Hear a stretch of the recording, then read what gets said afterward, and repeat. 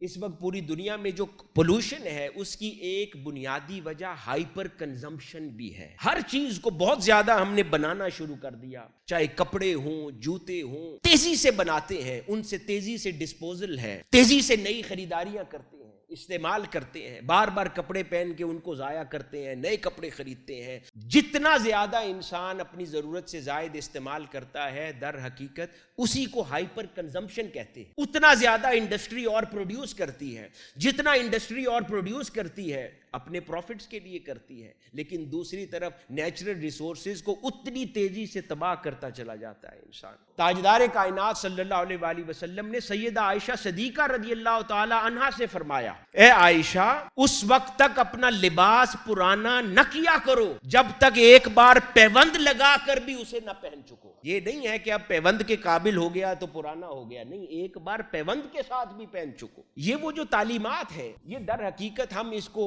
زہد کی طرف لے جاتے ہیں، ان ابحاث کو فقیری کی طرف لے جاتے ہیں، بے نیازی کی طرف لے جاتے ہیں، دنیا سے بے رغبتی کی طرف لے جاتے ہیں. لیکن اس کو اگر سائنٹیفکلی اینالائز کریں تو آقا علیہ الصلوۃ والسلام نے در حقیقت اپنی اس حدیث مبارکہ سے اس ہائپر کنزمپشن کی نفی فرمائی ہے کہ یوں ہائپر کنزمپشن چیزوں کی نہ کرو کہ تم بالآخر دنیا کے وسائل ختم کر دو اپنے زمانے میں ہی اور باقی لوگوں کے لیے کچھ نہ بچے.